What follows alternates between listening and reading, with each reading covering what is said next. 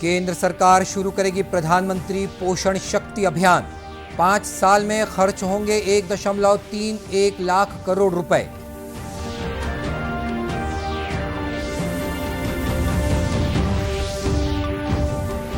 राजनाथ सिंह ने कहा कि जमीन पर दिखने लगा रक्षा क्षेत्रों में सुधारों का असर। 2025 तक $5 अरब के रक्षा निर्यात का लक्ष्य।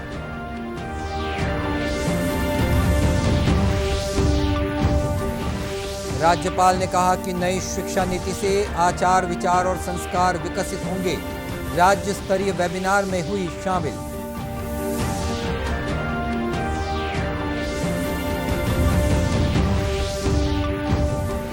और छत्तीसगढ़ में 5वीं से 12वीं तक के बच्चे पढ़ेंगे महात्मा गांधी की बुनियादी शिक्षा।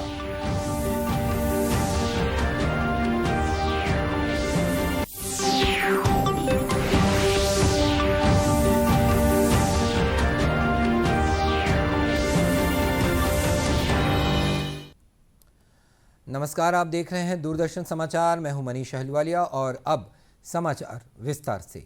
केंद्र सरकार देश के 11 लाख से ज्यादा स्कूलों में प्रधानमंत्री पोषण शक्ति अभियान शुरू करने जा रही है। इसे मिड डे मील योजना से जोड़ा जाएगा। इसके तहत स्कूली बच्चों को दोनों टाइम भोजन प्रदान किया जाएगा। आज केंद्रीय मंत्रिमंडल की बैठक में हुए फैसलों की जानकारी देते हुए सूचना और प्रसारण मंत्री अनुराग सिंह ठाकुर ने बताया कि ये योजना 5 साल तक चलेगी और इस पर 1.31 लाख करोड़ रुपए खर्च होंगे। उन्होंने बताया कि ये योजना राज्यों के साथ मिलकर चलाई जाएगी, लेकिन इसमें बड़ी हिस्सेदारी केंद्र सरकार की होगी। इस अभियान के तहत 54,000 करोड़ रुपए केंद्र सरकार और लगभग 32,000 करोड़ रुपए राज्य सरकारें खर्च करेंगी। उन्होंने कहा कि रेलवे और शिक्षा से जुड़े मुद्दों पर भी कई अहम फैसले लिए गए हैं। रेलवे के 2 महत्वपूर्ण प्रकल्पों को अनुमोदित किया, मंजूरी दी उनके नेतृत्व में कैबिनेट ने।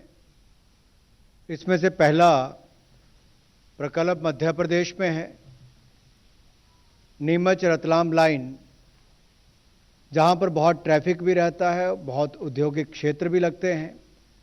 ये अभी भी सिंगल लाइन है। मध्य प्रदेश के नीमच रतलाम की जो लाइन है, इसकी डबलिंग की मंजूरी दे दी गई है। 133 किलोमीटर की रेलवे लाइन के ऊपर लगभग 1,096 करोड़ रुपया डबलिंग पर खर्च होगा। इस पर इन्वेस्टमेंट होगी। चित्तौड़ और उसके साथ लगते आसपास के क्षेत्रों में जो सीमेंट का उद्योग है, टेक्सटाइल उद्योग है, टूरिज्म और अन्य यातायात की सुविधाओं को बढ़ाने के लिए डबलिंग बहुत महत्वपूर्ण थी। और इसके अलावा दूसरा गुजरात राज्य से है, राजकोट कानालूस लाइन को भी डबलिंग की मंजूरी दी गई है। 111 किलोमीटर की इस रेलवे लाइन पर 1,080 करोड़ रुपए का व्यय होगा, इन्वेस्टमेंट होगी। ये भी कुल मिलाकर द्वारका, पोरबंदर, सिक्का, ओखा, बेदी इत्यादि क्षेत्रों से गुजरेगी और उसको जोड़ेगी। बैठक में उद्योग मैन्युफैक्चरिंग को बढ़ाने के लिए कई महत्वपूर्ण फैसले लिए गए। साथ ही स्टॉक एक्सचेंज में ईसीजीसी की लिस्टिंग प्रक्रिया भी शुरू होगी। देश के रक्षा मंत्री राजनाथ सिंह ने कहा है कि रक्षा क्षेत्रों में सुधारों का असर अब जमीन पर दिखना शुरू हो गया है। 10,000 से ज्यादा छोटे और मध्यम दर्जे के उद्यमी रक्षक उद्योग में शामिल हो रहे हैं। रक्षा उत्पादन और निर्यात संवर्धन नीति 2020 से निजी क्षेत्र को फायदा मिल रहा है। राजनाथ सिंह ने आज निजी क्षेत्र को रक्षा क्षेत्र में आत्मनिर्भर बनाने के लिए आह्वान किया। उन्होंने कहा कि हमारा अगला फोकस आर्टिफिशियल इंटेलिजेंस और साइबर स्पेस पर होगा। उन्होंने निजी क्षेत्र की कंपनियों को शोध और विकास में खर्च बढ़ाने की अपील भी की है। डिफेंस मैन्युफैक्चरिंग के क्षेत्र में आगे बढ़ते रहे तो वह दिन दूर नहीं जब हम पूर्ण आत्मनिर्भरता के साथ साथ पूरी दुनिया के लिए मैन्युफैक्चरिंग हब के रूप में सबके सामने होंगे। साथियों, जैसा कि आप सभी अवगत हैं कि वैश्विक परिस्थितियां आज भी बड़ी तेजी से बदल रही हैं। आज दुनिया का कोई ऐसा क्षेत्र नहीं है जो इन बदलावों से अछूता हो। Trade, economy, communication, political equation और मिलिट्री पावर, सब पर इसका साफ प्रभाव देखा जा सकता है। मैं इन बदलावों से कोई राष्ट्र अछूता रह जाए, मैं समझता हूं यह कदापि संभव नहीं है। इसका प्रभाव राष्ट्रों की सुरक्षा पर भी उतना ही पड़ता है, चाहे वह हमारा राष्ट्र हो या कोई और राष्ट्र। रक्षा मंत्री ने कहा कि साल 2025 तक सरकार ने $5 अरब के रक्षा निर्यात का लक्ष्य रखा है। बढ़ते हैं अगले खबर की तरफ। राज्यपाल अनुसुईया उइके ने कहा है कि नई शिक्षा नीति में विद्यार्थियों को मूल्यों पर आधारित शिक्षा पर जोर दिया जाएगा। इससे आचार विचार और संस्कार विकसित होंगे और इसी से राष्ट्र निर्माण की नींव भी मजबूत होगी। उन्होंने कहा कि प्रधानमंत्री नरेंद्र मोदी की दूरदर्शिता के परिणाम स्वरूप नई शिक्षा नीति अस्तित्व में आई और इससे पूरे भारत की शिक्षा जगत में व्यापक बदलाव दिखाई देगा। राज्यपाल ने आजादी के अमृत महोत्सव के परिप्रेक्ष्य में उच्च शिक्षा नीति और आदर्श व्यक्तित्व निर्माण इस विषय पर आयोजित अंतर्राष्ट्रीय वेबिनार में ये बातें कहीं। छत्तीसगढ़ निजी विश्वविद्यालय विनियामक आयोग द्वारा वेबिनार का आयोजन किया गया था, जिसे golden book of world record संस्था द्वारा सबसे लंबे चलने वाले वेबिनार के रूप में शामिल किया गया है। इसके लिए राज्यपाल ने छत्तीसगढ़ निजी विश्वविद्यालय विनियामक आयोग के अध्यक्ष शिववरण शुक्ला को बधाई भी दी है। वेबिनार में 15 विश्वविद्यालयों के कुलपति, शिक्षाविद और प्रशासनिक अधिकारी शामिल हुए। राज्यपाल ने कहा कि नई शिक्षा नीति भारतवर्ष को उच्च शिक्षा के वैश्विक स्तर पर स्थापित करने और भारत को फिर से विश्व गुरु बनाए जाने के उद्देश्य से तैयार की गई है। देश और प्रदेश के हर विश्वविद्यालय में शैक्षणिक गतिविधियों के साथ साथ विद्यार्थियों के सर्वांगीण विकास के लिए खेलकूद और सांस्कृतिक कार्यक्रम भी जरूरी हैं। उन्होंने कहा कि इस शिक्षा नीति के तहत हमारे देश के विद्यार्थी चाहे किसी भी कक्षा में हों, वैज्ञानिक तरीके से अध्ययन करेंगे और तेजी से बदलते समय की जरूरत के हिसाब से पढ़ाई भी करेंगे।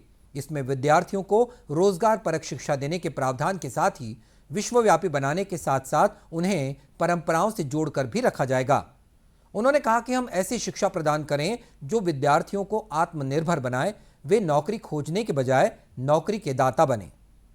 इस अवसर पर छत्तीसगढ़ निजी विश्वविद्यालय विनियामक आयोग के अध्यक्ष शिववरण शुक्ला, पूर्व निर्वाचन आयुक्त सुशील त्रिवेदी, विभिन्न विश्वविद्यालयों के वर्तमान और पूर्व कुलपति और आयोग के सदस्य और अधिकारीगण और साथ ही golden book of world record के प्रतिनिधि भी उपस्थित थे। छत्तीसगढ़ प्रदेश राइफल एसोसिएशन द्वारा 3 अक्टूबर 2021 से छत्तीसगढ़ सशस्त्र बल 4थी बटालियन की माना फायरिंग रेंज में 20वीं निशानेबाजी प्रतियोगिता का आयोजन किया जाएगा। इसमें 22 बोर राइफल, एयर पिस्टल और 25 मीटर पिस्टल शूटिंग प्रतियोगिताओं में आयोजन पुरुष और महिला और जूनियर पुरुष, जूनियर महिला, युवा और दिग्गज श्रेणियों में किया जाएगा। निशानेबाजी के अंतर्राष्ट्रीय खिलाड़ी जिंदल स्टील और पावर लिमिटेड JSPL के चेयरमैन नवीन जिंदल की प्रेरणा से इस प्रतियोगिता का आयोजन पिछले 20 साल से किया जा रहा है, जिसमें प्रदेश भर के खिलाड़ी भाग लेते हैं। छत्तीसगढ़ प्रदेश राइफल एसोसिएशन के महासचिव राकेश गुप्ता ने संवाददाता सम्मेलन को संबोधित करते हुए कहा कि योग्य निशानेबाजों को मावलंकर शूटिंग चैंपियनशिप में प्रवेश मिलेगा और मावलंकर चैंपियनशिप में क्वालिफाई करने के बाद प्रतिभाएं राष्ट्रीय चैंपियनशिप में भी हिस्सा ले सकेंगी। में चतुर्थ बटालियन के नज़दीक एक रेंज बनी हुई है। चतुर्थ सशस्त्र बटालियन पुलिस के नज़दीक एक रेंज बनी है। उससे 2 तारीख से हम लोग एक इवेंट शुरू करने जा रहे हैं। स्ट्रीट शूटिंग है। इसमें 10 मीटर में air pistol, air rifle, 50 metre में free rifle, open sight rifle और 25 मीटर में centre fire, standard pistol, sports pistol, ये सब इवेंट हम करने जा रहे हैं।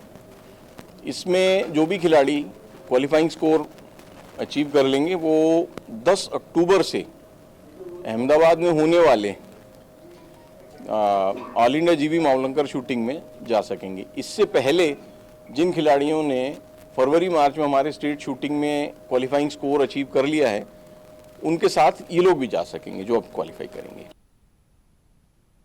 इस प्रतियोगिता के संबंध में उन्होंने जानकारी देते हुए बताया कि राज्य स्तरीय इस चैंपियनशिप के लिए प्रविष्टियां ऑनलाइन स्वीकार की जाएंगी। आवेदन की हार्ड कॉपी प्रवेश शुल्क के साथ शूटिंग रेंज में जमा करानी होगी। दोनों टीके लगवा चुके प्रतिभागियों को ही इस प्रतियोगिता में भाग लेने का मौका दिया जाएगा। राजनांदगांव रेलवे स्टेशन में दिव्यांगों को रियायती दर पर रेल यात्रा करने के लिए 2 दिवसीय शिविर का आयोजन किया गया, जहां पर बड़ी संख्या में दिव्यांगों ने रेल यात्रा परिचय पत्र बनवाया। इस शिविर का शुभारंभ राजनांदगांव रेलवे स्टेशन पर किया गया है। दक्षिण पूर्व मध्य रेलवे नागपुर मंडल द्वारा आयोजित कार्यक्रम में दिव्यांग सर्टिफिकेट वेरिफिकेशन में अस्थिबाधित, मूक बधिर और दृष्टिहीन दिव्यांगजनों ने अपनी रेल यात्रा रियायत कार्ड बनवाए। रेल यात्रा के दौरान दिव्यांगजन को एक सहायक के साथ 50% किराए में रियायत प्राप्त होती है। इसके लिए रेलवे द्वारा परिचय पत्र दिया जाता है।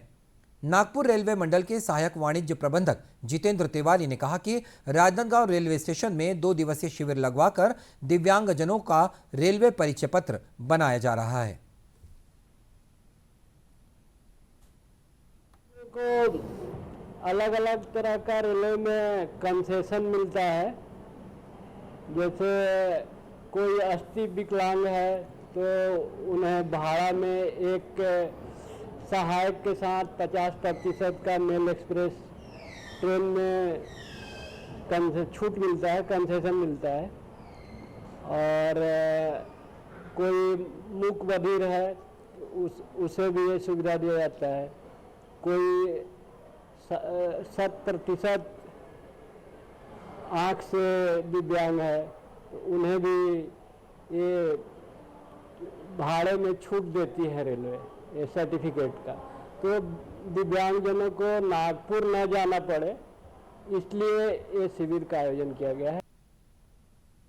महत्वपूर्ण बात यह है कि रेल यात्रा किराए में छूट के लिए अपना परिचय पत्र बनाने दिव्यांगों को नागपुर न जाना पड़े। इसीलिए राजनांदगांव रेलवे स्टेशन में ही जिले के दिव्यांगों के लिए रेल यात्रा कार्ड बनाने के लिए शिविर का आयोजन किया गया है। इस शिविर में समाज कल्याण विभाग और जिला प्रशासन के सहयोग से 5 चिकित्सकों की ड्यूटी भी लगाई गई है।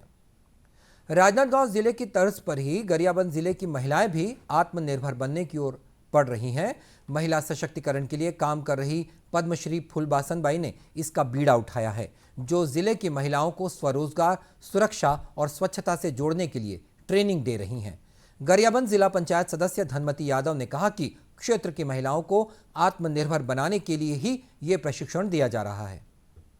जैसे राजनांदगांव तो एक नदी है, इसी तरह हमारे देवक ब्लॉक में जो महिला लोग को पीछे हैं, कोई बोल नहीं पाते, घर से निकल नहीं सकते। इसलिए दीदी का जो काम देख के मैं हमारे क्षेत्र के महिला लोगों को 50 लेके गई थी आजीविका दिखाने।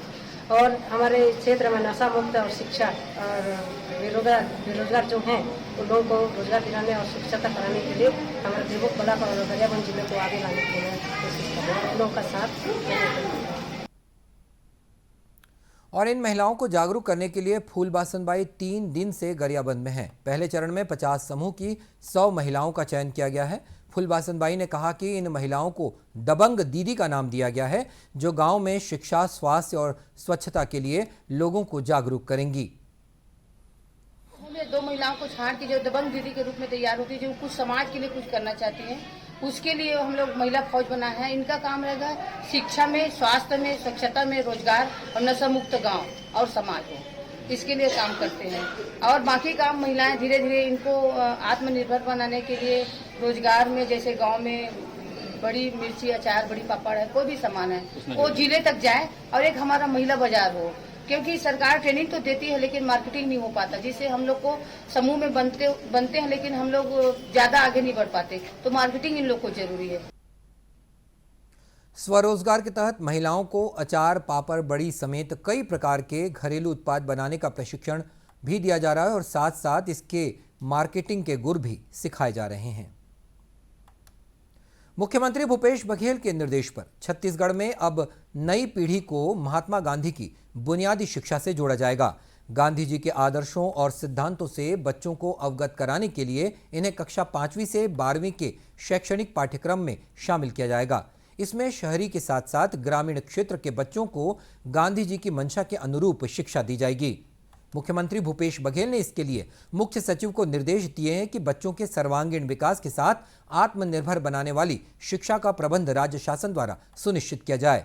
मुख्यमंत्री की पहल पर गांधी जी के आत्मनिर्भर ग्राम की संकल्पना को पूरा करने के लिए स्कूली बच्चों को गांव का भ्रमण कराकर सरकार की महत्वाकांक्षी सुराजी ग्राम योजना के तहत नरवा, गरुआ, धुरवा और बाड़ी के बारे में विस्तार से बताया जाएगा। इससे स्कूली बच्चों को ग्रामीण अर्थव्यवस्था के साथ साथ जल संरक्षण और मृदा संरक्षण जैसे विषयों पर जानकारी मिल सकेगी और आत्मनिर्भर ग्राम की कल्पना को भी साकार करने में मदद मिलेगी।